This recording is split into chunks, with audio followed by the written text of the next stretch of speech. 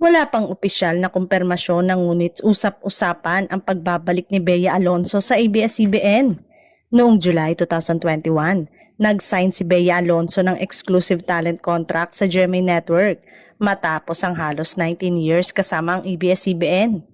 Mula noon, siya ay naging mukha ng GMA sa mga palabas tulad ng Startup PH, Love Before Sunrise at ang matagumpay na seryeng Widow's War. May mga chismis ukol sa pagbabalik nito sa ABS-CBN para sa isang proyekto.